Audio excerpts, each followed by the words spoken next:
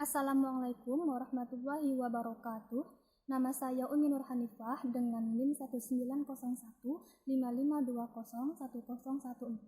Di sini saya akan menjelaskan dan menjawab beberapa pertanyaan yang telah diberikan. Pertanyaan pertama yakni, tuliskan dan jelaskan apa yang dimaksud dengan negara maritim. Menurut pendapat saudara, jelaskan apakah konsep negara maritim bisa diterapkan di Indonesia saat ini sebagaimana program pemerintahan sekarang. Nah, negara maritim ialah negara yang memiliki kekuasaan laut dan sumber daya laut di bawahnya.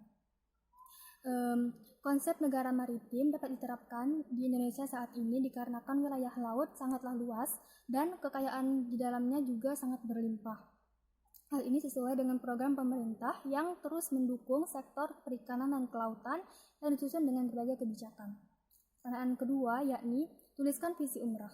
Apakah visi tersebut telah bagus? Menurut saudara sebagai mahasiswa Fakultas Teknik, apa peran saudara dalam mendukung visi tersebut? Visi umrah yakni menjadi unggulan riset dan budaya maritim yang berdaya saing internasional pada tahun 2040. Menurut saya, visi tersebut telah bagus. Sebagai mahasiswa Fakultas Teknik, dalam mendukung visi tersebut, saya harus memikirkan dan merencanakan bagaimana terobosan baru yang mampu membawa nama baik universitas baik di bidang nasional maupun internasional di bidang teknologi. Pertanyaan ketiga yakni, tuliskan dan jelaskan dengan ringkas fase perkembangan sejarah kemaritiman di Indonesia mulai pasca kemerdekaan hingga saat ini.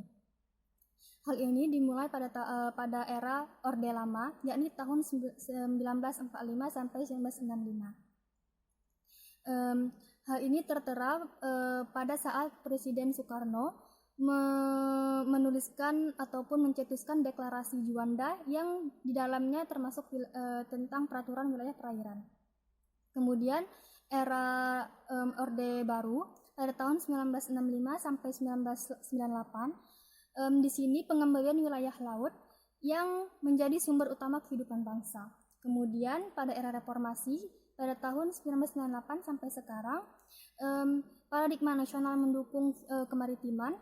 Hal ini dicetuskan di deklarasi Bunaken yang dicetuskan oleh Bapak B.J. Habibie.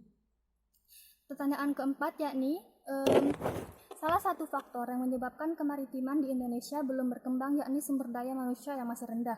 Terkait hal tersebut, menurut pendapat saudara, bagaimana cara meningkatkan sumber daya manusia masyarakat maritim? Nah, cara meningkatkan sumber daya manusia masyarakat maritim yakni dengan pendidikan, kemudian pengembangan potensi sejak dini, lalu pelatihan kerja. Hal ini berguna untuk peningkatan sumber daya manusia. Yang kelima, maksud saya pertanyaan kelima yakni, sebutkan dan jelaskan jenis-jenis sumber daya maritim. Menurut pendapat saudara, bagaimana cara memanfaatkan sumber daya kemaritiman tersebut secara berkelanjutan? Nah, memanfaatkan sumber daya secara berkelanjutan dapat dilakukan dengan budidaya, kemudian penangkapan yang ramah lingkungan, kemudian teknologi perikanan tangkap yang sangat membantu dalam memanfaatkan sumber daya secara berkelanjutan. Pertanyaan terakhir yakni, menurut pendapat saudara, bagaimana cara memanfaatkan potensi sumber daya maritim dalam mengembangkan potensi ekonomi maritim? Berikan contoh pengembangan potensi ekonomi maritim. Di sini kita harus menjaga dan merawat kekayaan kemaritiman, kemudian tidak merusaknya sama sekali, lalu membudidayakannya. Contoh potensi pengembangan kemaritiman ini yakni dengan cara budidaya perikanan ataupun budidaya rumput laut dan sebagainya. Demikian penjelasan dari saya. Apabila terdapat kesalahan, saya mohon maaf. Saya akhiri dengan wassalamualaikum warahmatullahi wabarakatuh.